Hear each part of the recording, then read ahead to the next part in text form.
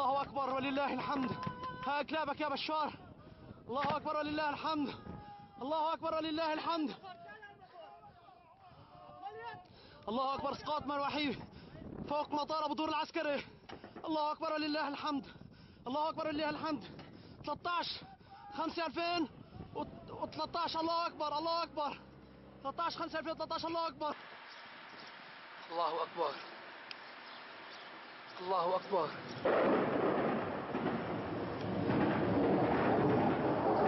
الله أكبر. الله أكبر. الله أكبر. غارات جوية عنيفة. الله أكبر. الطيران الحربي من جهة المليحة. الله أكبر. الله أكبر.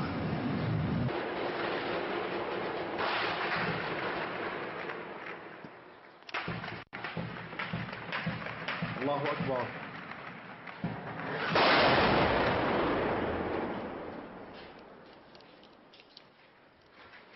الله أكبر. قصف على مسجد خالد بن الوليد. حسبي الله ونعم الوكيل. الله أكبر. اللهم سلم يا رب.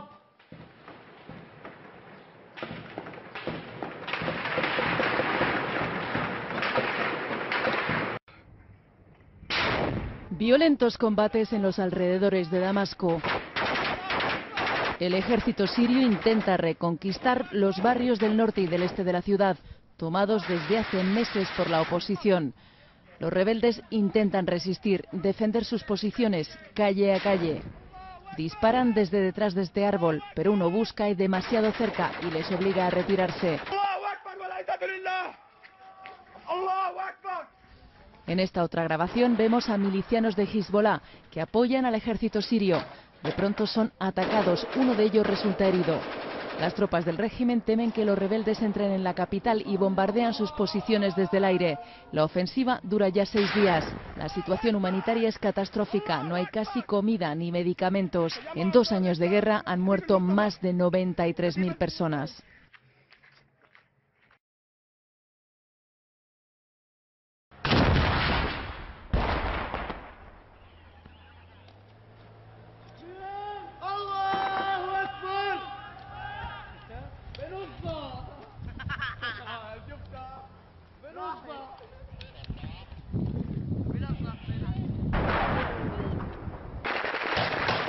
طيب يا شباب.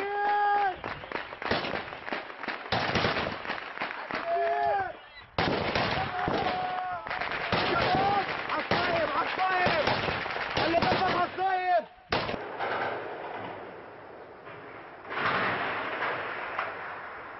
دمشق جوه.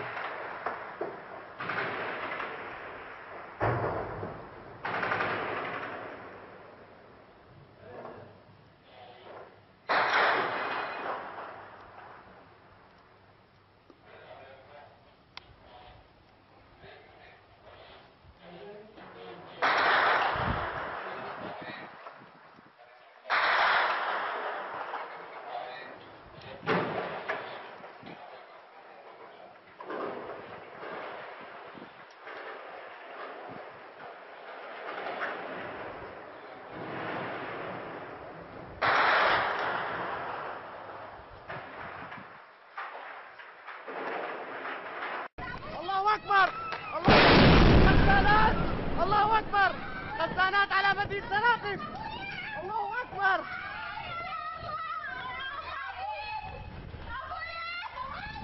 الله أكبر. خزانات على مدينة سراقب. الله أكبر. الطيران الأسد يقوم برمي خزانات TNT على مدينة سراقب. Son las imágenes grabadas por un testigo que la prensa internacional divulgó el miércoles pasado. Activistas de grupos opositores sirios afirman que el ejército lanzó un ataque con armas químicas en las afueras de Damasco, que, según los datos preliminares, causó al menos 600 muertos, entre ellos niños y mujeres. A la vez, la coalición de las fuerzas de la revolución siria informa de unos 1.300 muertos. Las imágenes muestran cómo los médicos intentan aliviar la respiración de las víctimas con mascarillas de oxígeno y las rocían con agua. Las autoridades y el mando militar desmienten el uso de armas químicas. El Consejo de Seguridad de la ONU ya ha exigido una investigación. El ataque se produjo pocos días después de que llegaran a Damasco los expertos de la ONU encargados de investigar el uso de armas químicas de que se acusan recíprocamente el régimen sirio y la oposición.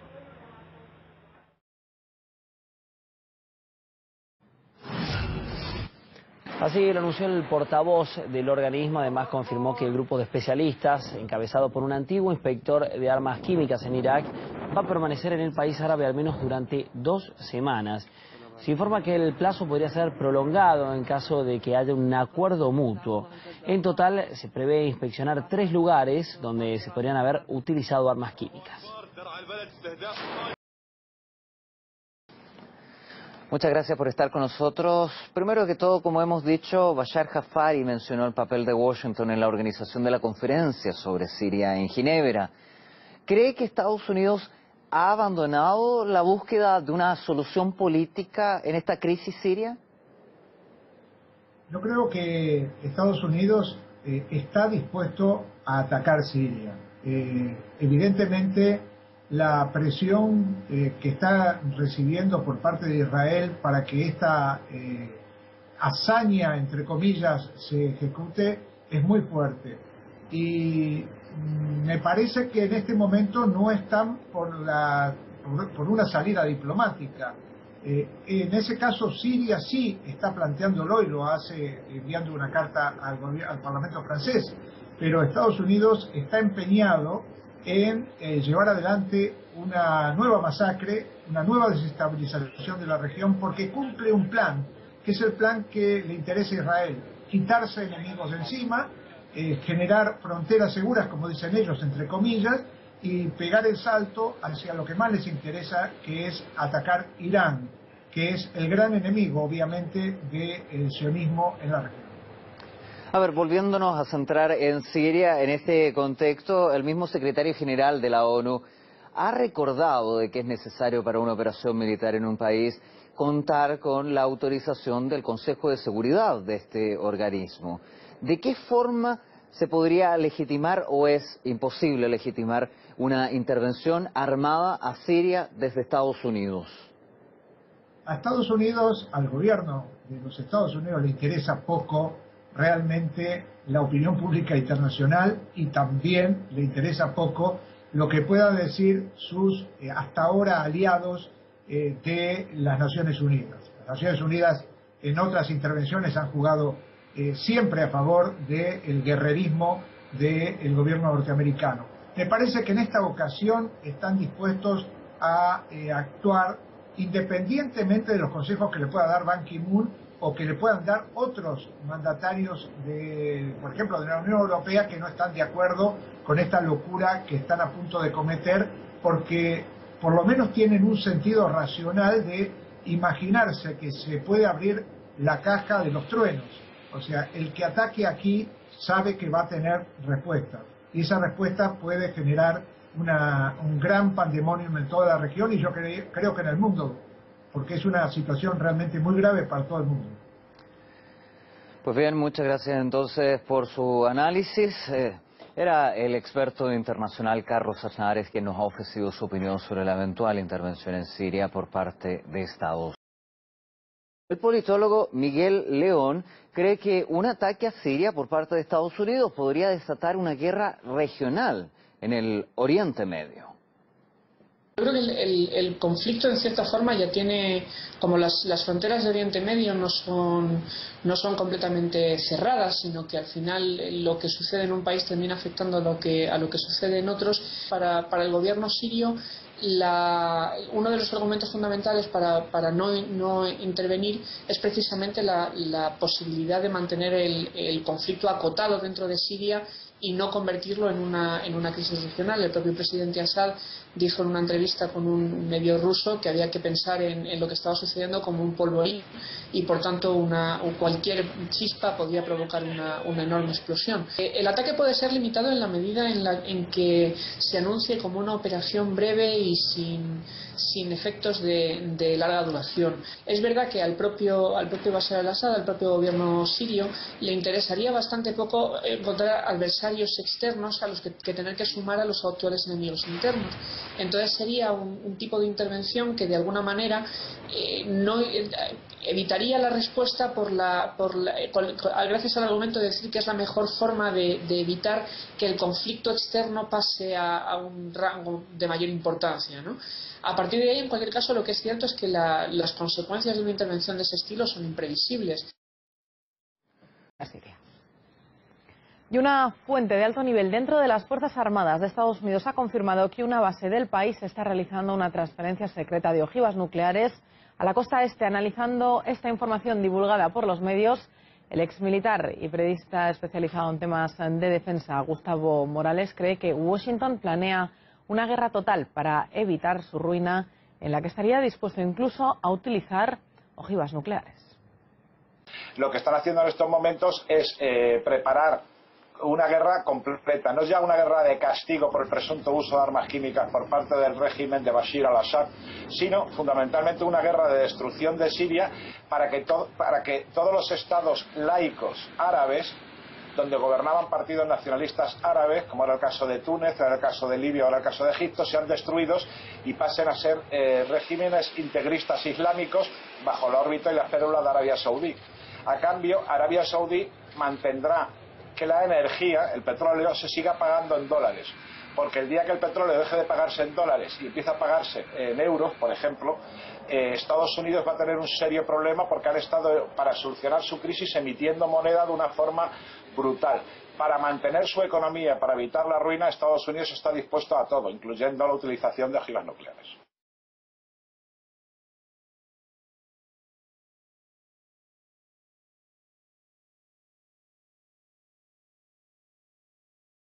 Siria, el país cuyos problemas dejaron en la sombra los principales temas de la cumbre del G20, que este año tuvo lugar en la ciudad rusa de San Petersburgo. Los líderes mundiales no llegaron a un acuerdo sobre la solución sobre el conflicto del país árabe, pero sí quedó claro que la mayoría de los estados no apoya la operación militar en ese territorio. Yo parto de que todo lo que pasó con así llamado uso de armas químicas es una provocación por parte de los rebeldes que esperan recibir ayuda de aquellos países que les apoyaban desde el principio. Este es el objetivo de esta provocación. Ni siquiera quiero pensar en que un país más será sometido a una agresión externa. ¿Que si vamos a ayudar a Siria? Sí, lo vamos a hacer, como lo hemos hecho hasta ahora. Le suministramos armamento, cooperamos en la esfera económica y espero que haya más cooperación en la esfera humanitaria. Por otro lado, el presidente estadounidense parece haberse quedado bastante solo con su iniciativa de un operativo militar en Siria como reacción al supuesto ataque con armas químicas en Damasco. Obama insiste en que es necesaria una acción internacional y que esa decisión podría llegar sin tener en cuenta la postura del Consejo de Seguridad de Naciones Unidas. En los próximos días continuaré las consultas con los líderes mundiales y con el Congreso sobre la operación militar en Siria. Intentaré lograr y hacer lo mejor para la población estadounidense y para la comunidad internacional, tomando una decisión apropiada y necesaria. Voy a dirigirme a la nación este martes. Respeto a aquellos que dicen que una intervención tiene que realizarse con el permiso del Consejo de Seguridad, pero la comunidad internacional está paralizada. Hay momentos en los que tenemos que tomar decisiones difíciles para proteger cosas que son importantes para nosotros. Creo que es uno de esos casos.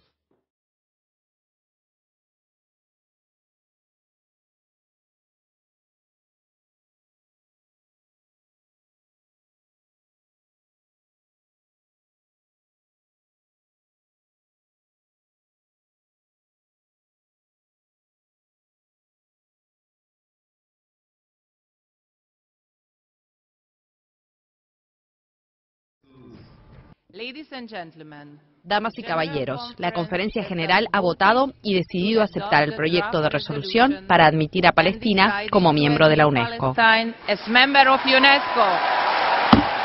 El reconocimiento de la UNESCO a Palestina ha hecho que las naciones hayan cerrado las puertas para las pláticas directas entre Palestina e Israel. ¿Para qué quiere Palestina política y diplomacia si en las organizaciones puede lograr lo que los acuerdos o los grupos que buscan la paz no se lo dan? Si esta votación le ha dado lo que no le han dado otros, obviamente que ya el camino ya lo sabe. Y esto, en lugar de llevar a un diálogo y a una política, está abriendo la puerta a Palestina a tomar un lugar y una postura más radical. Porque ahora con este reconocimiento es una excusa y un pretexto para tener mayor discrepancia y así enfrentar ya un conflicto regional donde veremos grupos terroristas que van a involucrar varias naciones y que incrementarán sus ataques a Israel, que serán la chispa para dar inicio a la guerra de la confabulación, que desatará el caos y será el camino para las guerras del fin. Raúl, en el pasado programa quedó pendiente de cómo van a dar inicio estas guerras del fin. ¿Qué consecuencias tendrá en el Medio Oriente? ¿Y qué efectos tendrá en el mundo entero tan pronto empiecen este conflicto bélico en Medio Oriente e Israel? Primero que todo, Pepe, siempre para cualquier comentario u opinión que hagamos, tendremos que dar citas bíblicas que sustenten lo que decimos, cómo fue profetizado y dónde está escrito. Porque si no lo hacemos y no traemos y no damos citas bíblicas, caemos en especulaciones o interpretaciones privadas que la misma palabra de Dios rechaza, descalifica y nos alerta en 2 de Pedro 1:20. Porque la palabra profética más segura y confiable es la palabra de Dios, como nos lo dice 2 de Pedro 1:19, donde nos recomienda estar muy atentos como una antorcha que alumbra en lugar oscuro, hasta que el día esclarezca y el lucero de la mañana salga en vuestros corazones. Por eso es importante tener la palabra de Dios como sustento, porque es la única que nos puede traer luz ante tanta oscuridad y tantas cosas que están sucediendo, que solamente la profecía bíblica te lo puede dar con seguridad y certeza de lo que va a ocurrir. Porque la palabra de Dios fue inspirada por el Espíritu Santo, utilizando a hombres santos, no cualquier tipo de hombre, hombres santos, para que la escribieran, para dar testimonio de la exactitud de los eventos que están ocurriendo a través de las profecías. Ahora, contestando la primera pregunta, Pepe, ¿cómo van a iniciar estas guerras? En el programa anterior vimos los países que integran esta primera guerra de la confabulación. Le llamamos confabulación porque el Salmo 83 nos lo describe así: para que no haya más memoria y nombre de la nación de Israel, se han confabulado en una de estas naciones. También el asirio se ha juntado con ellas. Aquí está hablando del presidente iraní, donde su objetivo es exactamente como dice la palabra de Dios. A Israel lo quieren borrar del mapa, para que ya no haya más memoria y nombre de la nación de Israel, como nos lo dice el Salmo 83. El presidente iraní Mahmoud Ahmadinejad ha asegurado hoy que el mundo será pronto testigo de la destrucción de Israel. Con la ayuda de Dios, la cuenta atrás para la destrucción del Estado sionista ha sido acelerada por las manos de los niños de Líbano y Palestina.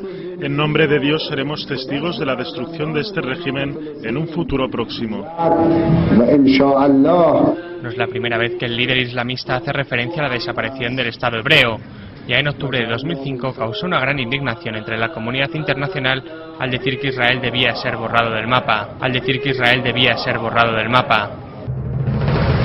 Y esta guerra de la confabulación va a iniciar conforme a lo que nos dice Amós en el capítulo 1. Cuando leemos con detenimiento y escudriñamos el significado de cada palabra, descubrimos qué es exactamente lo que está ocurriendo hoy.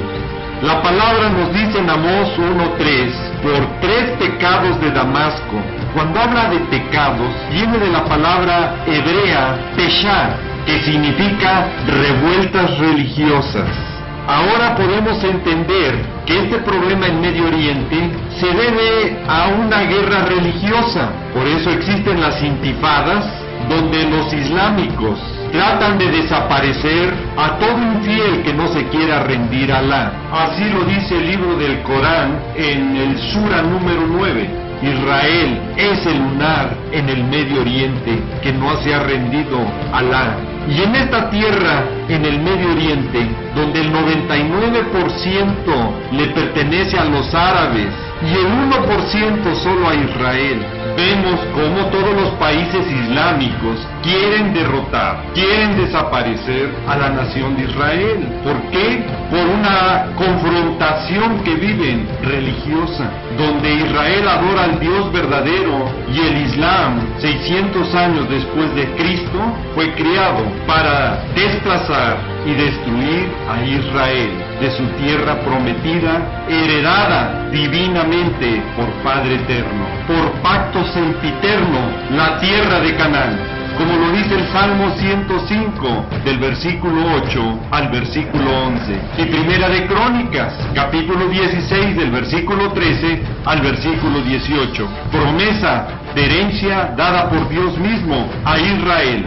Ahora, estas revueltas religiosas, las Peshá, las intifadas, que son las guerras contra los infieles, o pecados, como dice la palabra de Dios, por los países árabes en contra de Israel, peleando por la tierra de Canaán, se han intensificado desde que Israel volvió a ser nación en 1948. Ahí empezaron las guerras de independencia, que concluyeron en 1949. Después, en 1967 fue la Guerra de los 6 días, y en 1973 la Guerra de Yom Kippur. Y para sorpresa de todo el mundo, en todas estas guerras, donde el número de ejércitos de los países árabes en su armamento y en el número de soldados superaba por mucho a Israel, donde la comparación no cabía, porque ridiculizaba a Israel en la cantidad. El triunfo siempre ha sido claro y contundente para Israel, para que no le quede la menor duda quién es el pueblo de Dios, y que aquellos que lo quieren desaparecer o borrar del mapa lo piensen antes de intentarlo y vean las promesas que Dios tiene para Israel. Y aquí también me gustaría que pusieran sus barbas a remojar aquellos religiosos que se dicen cristianos y que no han entendido que el pueblo de Dios es Israel y que lo quieren borrar y desplazar, reemplazándolo con doctrinas torcidas, completamente antisemitas, que están muy alejadas de la verdad, de lo que dice la palabra de Dios. Olvidan estas personas que Dios sigue siendo el mismo y sigue teniendo en sus planes a Israel, porque irrevocables son los dones y llamamiento de Dios, como nos lo dice Romanos 11, y ahí descubren que Dios no ha desechado a Israel.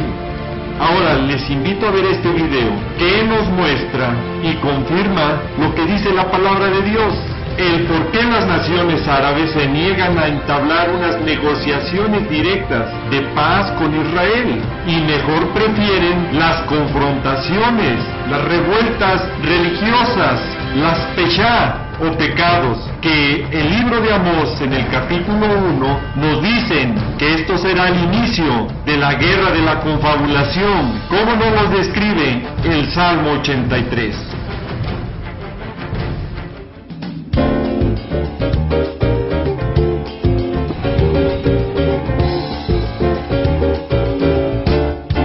Habiendo explicado los derechos legales de Israel en Cisjordania, nos enfocaremos ahora en el proceso de paz. Muchos sugieren que la presencia de Israel en Cisjordania, lo que muchos llaman la ocupación, sea la causa de la hostilidad palestina hacia Israel y la razón de que no haya paz.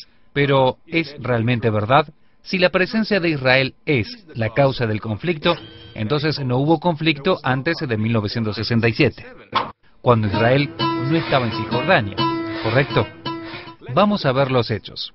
La OLP, la Organización para la Liberación de Palestina, fue creada en 1964, cuando toda Cisjordania y la Franja de Gaza estaban en manos árabes. ¿Por qué se creó la OLP en 1964, cuando Israel no tenía presencia en Cisjordania ni en Gaza? ¿Cuál Palestina querían liberar? El escudo de la OLP nos da la respuesta. La OLP fue creada para borrar por la fuerza al Estado de Israel del mapa del Oriente Medio, una meta claramente definida en su carta fundacional. Esta meta no era nueva. La OLP estaba continuando la larga historia árabe de decir no. no a la autodeterminación nacional del pueblo judío, no al reconocimiento de su patria ancestral. Echemos una mirada a la historia. En 1937 la Comisión Peel recomendó la división del territorio, un Estado judío y un Estado árabe.